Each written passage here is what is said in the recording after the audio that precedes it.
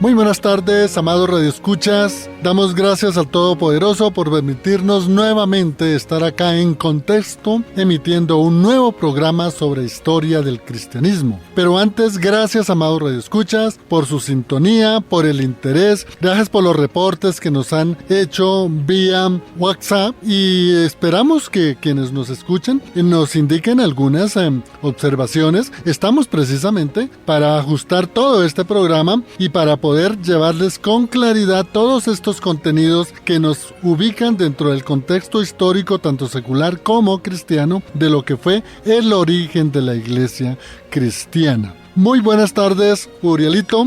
Muy buenas tardes, Carlitos. Y qué alegría poder iniciar un nuevo periodo de la historia del cristianismo. Sí, señor. Hace 8 días, pues hablando lo primero también, doctor y Carlitos y oyentes, hace 8 días hablábamos y dimos como un pequeño abrebocas, ¿no? de este nuevo periodo que vamos a iniciar. Y estamos allá a la expectativa porque esto va a estar muy bueno. Bueno, saludando a nuestra querida audiencia a esta hora y sí, a mis compañeros de la mesa de trabajo de En Contexto. Y es interesante saber que, bueno, que la gente se está comunicando, que está opinando, que está tomando decisiones sobre el programa. Pues me complace saludarlos a todos y este es el tiempo para aprender de historia. Como lo decía Uriel, la iglesia entre los gentiles. ¿Desde qué época empezó esta época de la iglesia, Uriel? Sí, señor. Este periodo comprende del concilio en Jerusalén, que fue en el año 50, y hasta el martirio del apóstol Pablo, que fue en el año 68 después de Cristo.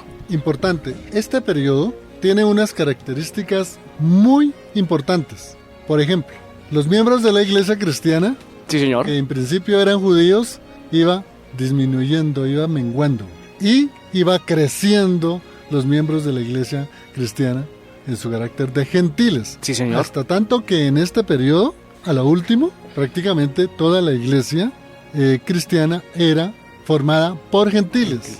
Y otro aspecto fundamental es que en este periodo, yo creo que es el más rico realmente de toda la historia del cristianismo. ¿Por qué, amados radioescuchas?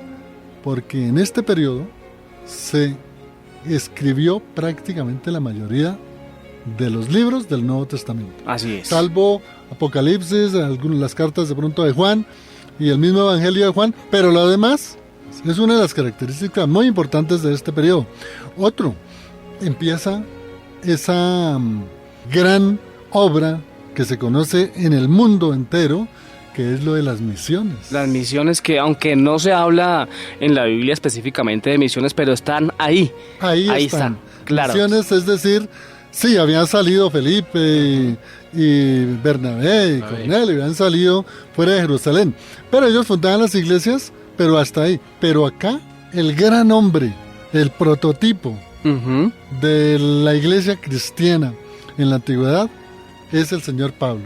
Y eso hace que una de las características esenciales, como decíamos, de este periodo es precisamente los viajes de Pablo. Sí, señor. Entonces aquí ya entramos a hablar de ese personaje, ¿cierto, Carlos? Sí, señor. Qué interesante, sí, hablar de este señor muy reconocido por todos nosotros y pues es que es muy interesante que en esta época, pues ya que después de lo del concilio de Jerusalén empieza a moverse el campo de la iglesia, es ahora el imperio romano y todo parte del Mediterráneo y todo, pero ¿por qué? Porque empieza a extenderse, a proclamarse y como usted lo decían, un viajes misioneros y Pablo empieza a ejercer algo importante, pero ¿por qué no entramos y ondeamos en la vida de Pablo? ¿Cómo era Pablo? Al principio, de antes de empezar con su primer viaje. Digamos, bueno, se puede decir antes de su conversión. Antes de su conversión. Y después de la conversión. Mire, antes de la conversión, mis amados radioescuchas, hay unos asuntos muy puntuales y que llaman mucho la atención de Pablo, que en ese entonces era el señor Saulo. Sí, señor. Mire, vamos a tener en cuenta varios aspectos. Pablo tenía una formación judía, griega y romana. Él era muy amigo tanto de la casta de los sacerdotes como de los pensadores helénicos, o sea, el pensamiento griego, y también de los romanos. Hay algo muy importante que quiero que tengan en cuenta, es que para la época en que Pablo estaba iniciando su trabajo ya como miembro del Sanedrín en la isla de Chipre. Recordemos que está allá en el Mediterráneo, en la parte inferior de la península de donde está Atenas. Había un señor llamado Sergio Paulo, y él era un procónsul. Un procónsul era llamémoslo un enviado del emperador, que era el que administraba allí los asuntos tanto políticos y que manejaba los asuntos también religiosos para controlarlos. Pero lo más importante, tengan en cuenta ese nombre de Sergio Paulo, porque de ahí es donde Pablo va a tomar su nombre y el ejemplo de conversión, porque Sergio Paulo se convirtió en la isla de Chipre no por Pablo, sino por algunos romanos que ya tenían la iglesia en Roma. Hay una cosa muy importante, es que Pablo venía de la tribu de Benjamín. Sí, señor. Y además también lo puede corroborar los oyentes en Filipenses 3:5. Ahí lo puede corroborar, sí, amigo oyente, buscando la palabra. Pablo tenía una hermana. Bueno, tenía como una familia muy numerosa, ¿no? Sí, tenía una hermana que tenía un hijo. Y gracias a ese hijo fue que él se salvó de que lo mataran, porque lo querían matar. Él intercedió ante el tribuno. Pero Pablo también tenía unos amiguísimos familiares que era de nombre el señor Andrónico y el señor Junias. Sí, señor. Andrónico. Eran familiares. Sí. Ahora, Pablo, cuando muy joven, él nace en Tarso, y los padres, que eran de origen judío, quisieron que su hijo se fuera a estudiar a Jerusalén. Lo que pasa es que el papá de Pablo era tan estricto de las leyes judías que era fariseo. Sí, señor. Por eso él dice que es fariseo de fariseos. De fariseos. O sea, doctor, otra cosita que es importante que sepamos. Sí. ¿En qué año nació Pablo? Pablo nació, dice la historia, entre el año 5 y el año 10 después de Cristo, en Tarso, como su merced Miguel lo dijo hace un rato, que esto es lo que hoy conocemos como Turquía. Esa es la Turquía de ahí nació. Y muy importante porque eran muy contemporáneos con el Señor Jesús. Prácticamente. Sí. Pero él no estuvo, como cuando el Señor le fue crucificado, digámoslo así, él no estaba presente ahí. La historia dice que no se conocieron. Bueno, hay otra cosita de Pablo. Otra cosa. Es que él, llegando a Jerusalén, por su ancestro o su estirpe, llamémoslo así, familiar, el papá quería que estudiara con los mejores rabinos en Jerusalén. Y efectivamente allí tuvo el mejor rabino. Gamaliel. El maestro Gamaliel. Sí, que además porque fue el que le enseñó el Antiguo Testamento y todas las traducciones rabínicas. Y es que era interesante, don Juan, porque es que, de amigos oyentes, porque es que en ese tiempo figuraba el estoicismo, que era esa escuela filosófica griega y grecorromana fundada por Zenón de City. Y entonces era prácticamente todas las tradiciones y todo lo de la cultura griega y grecorromana. Sí. Entonces, en ese tiempo, pues Pablo ya estaba estudiando con Gamaliel y pues era una de las personas que lo estaba influenciando en muchas cosas, tradiciones judías y rabínicas. Mira lo que ha anotado, muy importante, porque acá es donde está todo el pensamiento precisamente de Pablo. Él era un estoico y era una corriente precisamente de la filosofía, pero ¿qué era en sí el objeto del estoicismo? Ellos eran maestros en el estudio de la lógica, de la física y de la ética. Pablo recibió esa formación. Sí, señor. Sí. Ahora, la concepción para ellos era eminentemente ética, de tal manera que la formación de Pablo no solamente fue el conocimiento de la ley judía como tal, sino fue un conocedor del pensamiento griego. Sí, señor. Por eso sus cartas fueron escritas al pueblo gentil. Y en griego. Es como ver cómo es la soberanía de Dios. Dios definitivamente pues, sabe todo y es un Dios de orden, ¿no? Sí. Escogió a la persona precisa porque, mire, era judío, pero bien de los judíos. Sí, señor. Sí. Pero también con mucho conocimiento griego. Y con ciudadanía romana para que pudiera desplazarse a todos esos lugares con facilidad y predicar el evangelio de Dios. Porque tenía honores y tenía fortuna, sí. Y no pertenece a una familia oscura, sino muy distinguida. criado en la obediencia de la ley y la piedad judía tradicional, ciudadano romano. También, y lo importante que él aprendió, su papá le enseñó mucho, fue a fabricación de tiendas. Esa es la profesión que también él tenía varias profesiones. Sí, varias cosas tenía Pablo. Sí. Era maestro de la ley, era filósofo. Por decirlo, sería como un abogado. Era un abogado. Sí, el conocimiento que él tenía de Roma era precisamente la chivita romana, que era el derecho de los romanos. Y es muy importante lo que han anotado Carlitos y Uriel, porque se dice que Pablo era ciudadano romano.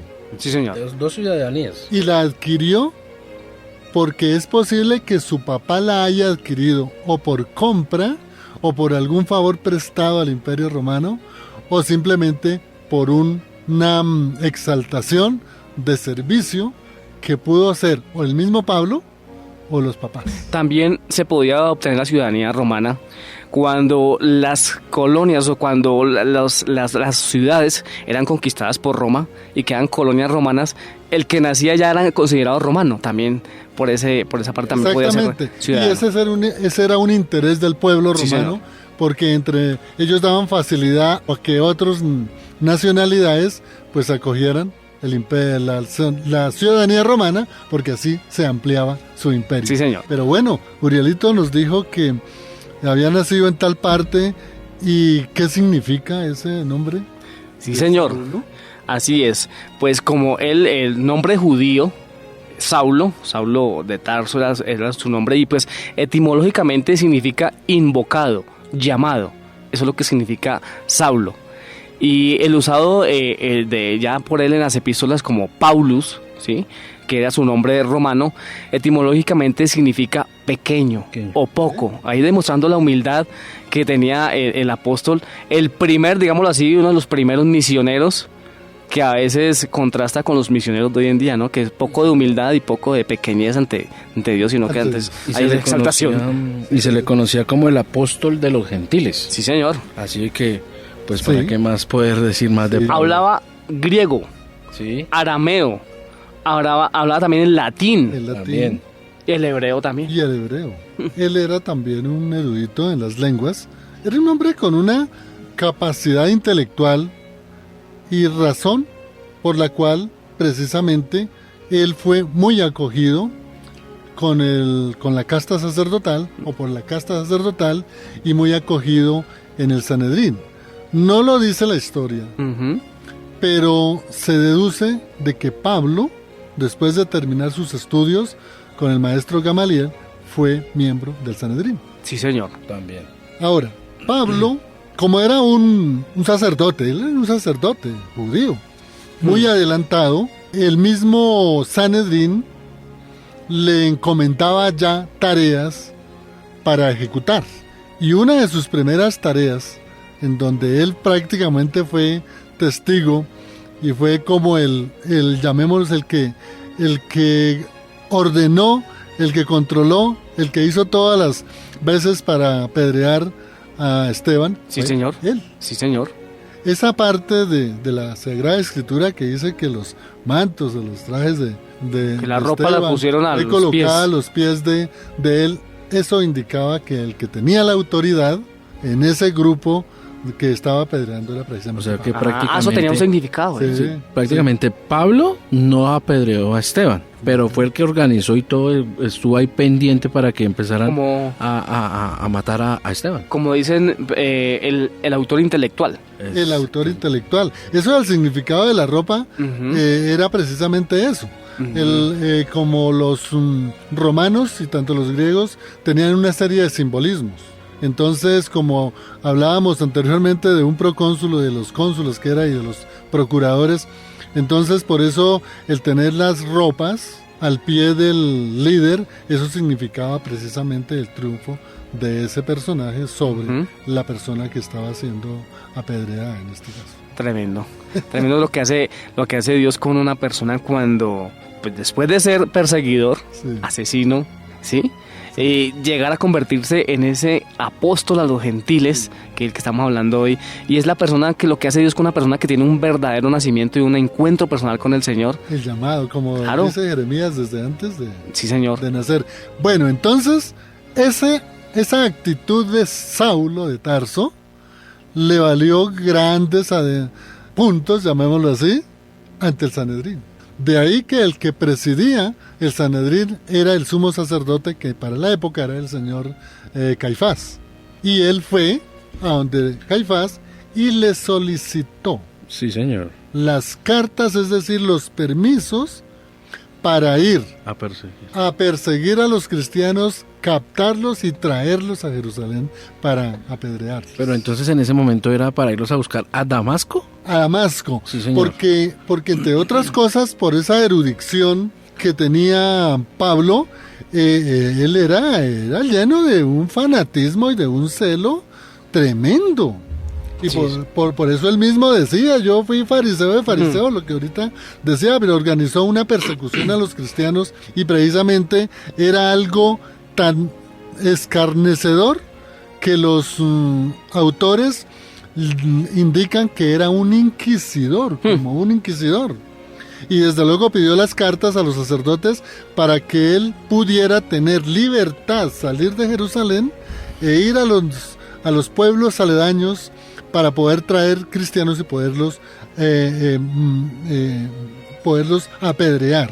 Pablo era un hombre con una convicción tan firme en el conocimiento de la ley judía, y por su conocimiento tenía esa firmeza de tener que defender la ley judía. Y don Juan, es que el testimonio formal de Lucas, corroborado por el propio Pablo, revela que hasta el mismo momento de su conversión aborrecía a los cristianos Sí, señor. y creía estar sirviendo a Dios al perseguirlos. Exactamente. En esa época había un rey en Damasco que era el rey Aretas, que era el rey de los anabateos. Los anabateos era un grupo de casta sacerdotal que venía por allá desde la época del periodo intertestamentario, que tenían muchas guerras con los herederos con los ancestros de Herodes, y con todo esto que se ve en los Macabeos, libros apócrifos, que era precisamente las guerras religiosas, y era una guerra entre las dos castas sacerdotales. Entonces este señor rey Aretas era amigo de Saulo. Pero el rey Aretas, él era el rey de los anabateos. Sí, señor. Anabateos. Pero este rey de los anabateos estaba de acuerdo en también perseguir a los cristianos. Y lo que Pablo iba era precisamente allá porque estaba su amigo Aretas, que le permitía captar o tomar a los cristianos y traérselos para Jerusalén. Bueno, Pero doctor. ¿qué ocurrió? Esos eran los pensamientos de Pablo. ¿Y qué le ocurrió en el camino?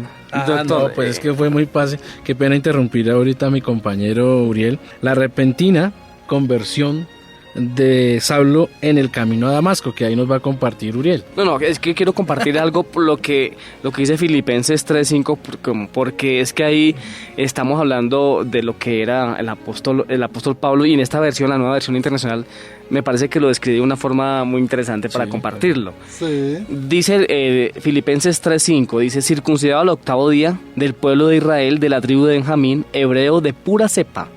En cuanto a la interpretación de la ley, fariseo. En cuanto al celo, perseguidor de la iglesia. En cuanto a la justicia que la ley exige, intachable. Ahí está clarito. El hombre tenía pergaminos para decir... Vea cómo la historia secular coincide con las sagradas escrituras de un hombre fanático, un hombre radical, un inquisidor. Pero las cosas de Dios son distintas a las cosas del hombre. Él iba a traer los cristianos presos, pero por el camino a Damasco, Fue preso por el Señor más bien, ¿cierto? preso por el Señor. Y eso lo pueden corroborar en el libro de los Hechos, en el capítulo 9, del 1 al 19. Sí, señor. Bueno, allí yo no sé de dónde sacarían que Pablo se cayó del caballo, ¿no?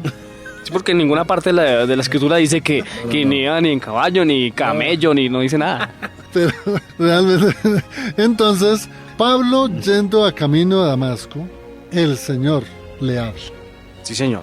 Y el Señor le dice: Saulo, Saulo, Saulo, ¿por qué me persigues? Porque esa palabra es fuerte, es dura. Fuerte.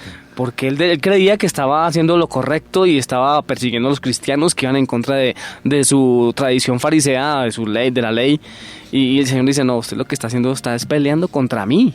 Sí. Duro pelear contra el Señor. Y la descripción es que, claro, yo creo que eso debió existir una tormenta de aire, arena y calor, porque quedó Pablo prácticamente en el piso. Sí, Señor. Y él estando en el piso, dice la escritura, y pues me corrigen ahí que tiene, no sé el texto, si lo pudiéramos conseguir. Ya lo tengo. Leámoslo, que eso es muy importante. Claro que sí, mira, doctor. Estamos en el capítulo 9. El versículo 3 dice, en el viaje, o sea, estamos hablando que él iba de viaje a perseguir a los cristianos, ¿Sí? a encarcelarlos, inclusive hasta matarlos. Dice, en el viaje sucedió que al acercarse a Damasco, una luz del cielo relampagueó de repente a su alrededor. Él cayó al suelo y oyó una voz que le decía, Saulo, Saulo, ¿por qué me persigues? Y él inmediatamente, ¿quién eres, Señor? Y esa palabra, Señor, también eso tiene un significado grande para un judío. Tremendo significado. Sí, Señor. Porque ellos no le decían Señor A cualquiera. Ujú. cualquiera. Cuando salía de la boca esa palabra Señor, era al Creador. Sí, Señor. Es que es interesante que él sin saberlo de una vez fue diciéndole Señor. Señor. O sea, ahí Sí. por eso es que algunos teólogos dicen, y estoy de acuerdo, que cuando él ya cayó ya estaba convertido ya. Ya estaba convertido. Sí. Y además de eso de decir Señor, Sí. llega y dice, ¿qué debo hacer? Ujú. Sí, dice aquí, ¿quién eres, Señor? Preguntó. Yo soy Jesús a quien tú persigues, le contestó la voz. Levántate y entra a la ciudad, que allí se te dirá lo que tienes que hacer. ¿Ah? O sea, él le pregunta como, bueno, sí, ya, pero Claro. y eso es lo que a veces nos falta a nosotros luego de la conversión, ¿no? Porque hay que hacer algo. Hay que hacer esa parte de la doctrina de la conversión. Yo creo que mis amados radioescuchas y Urielito y Carlos me corrigen, casi no se enseña. No, eso prácticamente no, en ningún lado se enseña. Y es una de las doctrinas precisamente que se debe reiterar, porque tenemos que tomar a Pablo, Ujú. cómo fue sus circunstancias y cómo él realmente vino esa conversión inmediatamente. Inmediato. No como nos toca a nosotros, que eso es poquito a poco. Sí. Y porque él al tiempito Dos. ya estaba bautizándose también. Exactamente. Eso fue un paso de obediencia tras otro. Fue rapidísimo la conversión de Pablo y sobre todo lo que le quedó a Pablo, la obediencia. Sí, Señor. Es que el Señor le dice, levántate. Después de que ya le dice, Sí. el Señor le dice, levántate y entra a la ciudad y se te dirá lo que debes hacer. Así de La una. orden. Entonces- y él lo hizo. Ahí vea. Obediencia, Sí. pero también hay consagración, porque de que él estuvo ahí nunca se echó para atrás. No. Hay cositas ahí que... Una firmeza absoluta, porque bueno, él entonces llega a Damasco con sus amigos que iban, y yo creo Sí. que ¿cuántos se convertirían de los que iban también Aunque los con él? amigos dicen que ellos escuchaban, pero no Pero no entendían. entendían. Ah, sí, ese es otro. Lo que no. El único que realmente escuchó y vio fue Pablo. Los otros vieron el fenómeno de la fuerza, de que se cayó y la luz, pero no vieron nada más. Es muy importante la vida de Pablo, ya verán, amados radioescuchas, porque pregúntese, ¿qué hubiese pasado para el cristianismo? Bueno, que Pablo no hubiese surgido en ese momento, Ujú. que Pablo no hubiese escrito todas las 13 cartas, que Pablo no hubiese recorrido todas las ciudades del imperio de la época y que Pablo no hubiese sistematizado la doctrina de Cristo. Pues muy fácil, hubiera levantado a otra persona. Así de sencillo. Así de sencillo, hubiese sido otro. Entonces, las cosas de Dios Ujú. siempre son perfectas. Él tiene el llamado a las personas. Y si esa persona aún se puede torcer, llamémoslo así, el Señor lo endereza, así como lo hizo con Sansón. Sí, Con Señor. toda la desobediencia, pero Sansón, Dios cumplió su promesa por medio de Sansón, que era acabar con los filisteos, y los acabó. Así Pablo sistematizó toda la doctrina cristiana. ¿Qué ocurrió después mis hermanos Carlitos y Uriel, ¿qué pasó con Pablo después de esa caída tan tenaz? Bueno, después de recibir ese resplandor y todo, y que queda ciego, pues entra de la mano, porque es que hay que diferenciar, que entra de la mano a Damasco Sí. de un señor llamado Judas, ¿sí? Pero va a la casa de otro señor, después de 3 días de estar orando y ayunando para recibir otra de su visión, en la casa de Ananías. Ahí es donde recibe su sanidad. Sí, señor. Ujú. ¿Cierto, Uriel? Sí, señor, exactamente vamos al texto. Sí, bíblico. mejor ir al texto. El texto, vaya. En Hechos 9, 9:10 dice: había en Damasco un discípulo llamado Ananías, a quien el Señor llamó en una visión, Ananías, y él le dijo: aquí estoy, Señor. Anda, ve a la casa de Judas, lo que decía Carlitos, él estaba allá después de 3 días, en la calle llamada derecha, y pregunta por un tal Saulo de Tarso, está orando. Mire cómo va. Sí. Obedeció, ayunó y oró. Vea lo que a veces nos falta como cristianos Obediencia, practicar. ayuno y oración. Sí, señor. Dice, y ha visto en una visión a un hombre llamado Ananías que entra y pone las manos sobre él para que recobre la vista. Entonces Ananías respondió, lógicamente él tenía miedo, pero ¿cómo así? Si este era el perseguidor. Dice, he oído hablar mucho de este hombre y de todo el mal que ha causado a tus santos en Jerusalén. Y ahora lo tenemos aquí, autorizado por los jefes de los sacerdotes para llevarse presos a todos los que invocan tu nombre.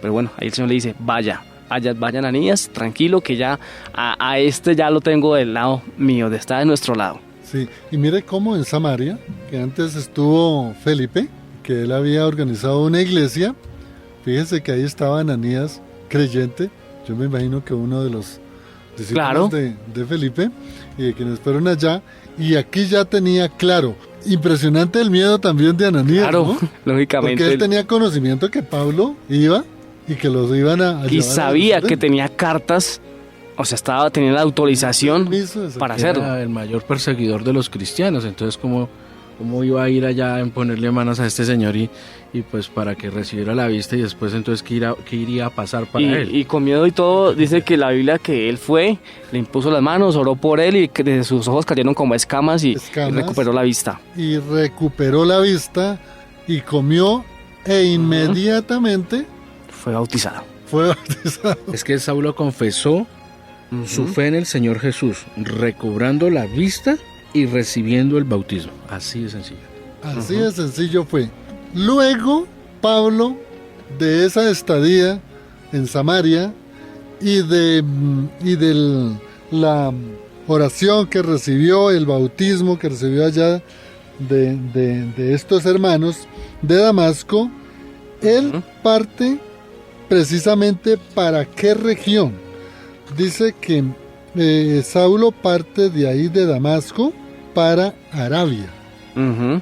Y si quieren, miremos ahí en Gálatas 1:17, porque ahí es claro el texto bíblico en la que Pablo pasa a Arabia, a la región de Siria, y ahí es donde él prácticamente empieza Sí, señor. a entender lo que fue la misión que Cristo vino a realizar por el pueblo judío. Precisamente, mire, doctor, Gálatas 1:17. Dice, tampoco subí a Jerusalén para ver a los que eran apóstoles antes que yo, sino que fui de inmediato a Arabia, de donde luego regresé a Damasco. Y parece ser que en esos tiempos, dice porque duró como 3 años, dice el versículo 18, después de 3 años, subí a Jerusalén para visitar a Pedro y me quedé con él 15 días. Parece ser que en ese tiempo fue cuando el Señor mismo le reveló el evangelio. Todo. Él esos 3 años, y mire que coincide, ¿no? Porque prácticamente el Señor Jesús también estuvo 3 años con los apóstoles en su vida pública. Sí, señor. Y coincide esos 3 años de Pablo. La Escritura no lo dice, algunos historiadores indican que realmente Pablo, después de lo que le ocurrió camino a Damasco, después de recobrar su vista, después de recibir el bautismo, él se trasladó a esta región que pues es un desierto, y allí fue donde él empezó a estudiar nuevamente las Sagradas Escrituras y todo lo que se había dicho de Jesús para tener certeza y seguridad de que Jesucristo era el Hijo de Dios. Es que se cree que en Arabia no se sabe el lugar exacto donde estuvo, pero se cree que allí en ese tiempo, en esos 2-3 años, estuvo dedicado a la oración, al ayuno y ahí también meditando, y se cree que después de esos 3 años de su conversión fue a Damasco, a Jerusalén, para conocer a Pedro. Sí, señor. Ahí es donde conoce precisamente a Pedro. Sí, señor. Y pensemos esto, todo lo que son las cosas de Dios, porque Pablo hubiese, después de su bautismo, a Jerusalén a presentarse ante los apóstoles, pero no, él fue, lo que estaban reiterando ustedes, a ese lugar de Arabia para retomar esa preparación, pedir revelación de Dios y estar plenamente seguro de lo que había sido su llamado, de lo que le había ocurrido camino a Damasco, de su conversión tan rápida y de su seguridad de que Cristo era el Hijo de Dios que había sido enviado para salvar al pueblo judío. Y algo curioso es que cuando él llega a esta parte de Jerusalén, encontró solo a uno de los apóstoles, excepto a Jacobo, el hermano del Señor.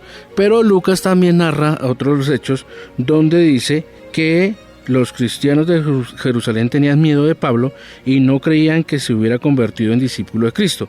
Pero Bernabé, que ya hemos hablado de él, con la generosidad y que le caracterizaba, presentó a Pablo a los apóstoles y les relató su conversión y los sufrimientos que había tenido que sufrir a causa de su cambio radical. Qué buena conclusión, porque ya se nos agotó el tiempo, vamos a dejar acá.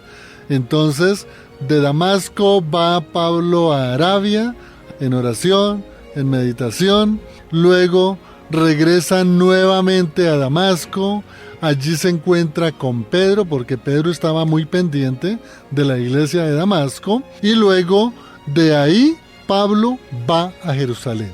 Y lo que estaba hablando Carlitos, le presentan o conoce a los apóstoles, él les narra su conversión. Yo creo que los apóstoles de pronto no le creyeron como tanto, ¿no?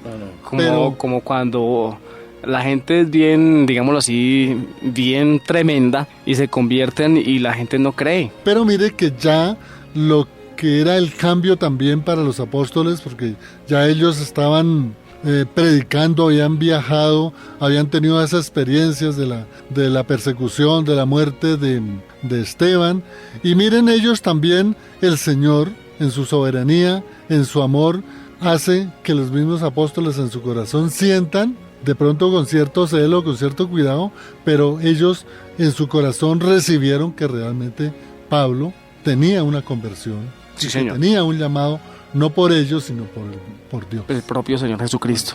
Porque ese era uno de los requisitos y por eso también él defiende su apostolado en las diferentes cartas, porque al principio pues lógicamente no le creían, ¿cómo así que de cuándo acá apóstol? ¿De cuándo acá apóstol? Porque eran muy celosos con eso, también ese título de apóstol, no se lo dan a cualquiera tampoco. ¿Sí? Tenía que cumplir unos requisitos bien especiales y por eso el apóstol dice, yo tuve también mi encuentro cara a cara con el Señor y en 1 Corintios 11:23 cuando la cena dice, porque yo recibí del Señor lo mismo que les transmito también a ustedes. Esas son palabras de Pablo. De tal manera que mire cómo hicimos ese recorrido y ya está Pablo en Jerusalén, se conoce con los apóstoles y de inmediato él inicia su primer viaje. Amados radioescuchas, se nos acabó el tiempo. Gracias por su sintonía. Dios los bendiga. Los esperamos en otro próximo programa. Háganos saber sus inquietudes, háganos saber todo lo que ustedes han visto en esta emisión de programa sobre lo que es la historia del cristianismo. Y de hoy en 8 días, si Dios no dispone de otra cosa, iniciaremos todo lo que ocurrió en el primer viaje de Pablo. Al hermano Uriel, Dios lo bendiga. A Carlitos, amén. Dios los bendiga. A ustedes, un feliz tarde y un feliz descanso. Inicio de semana. Sí, también. Dios los bendiga. Dios los Hasta bendiga. otra oportunidad. Bendiciones.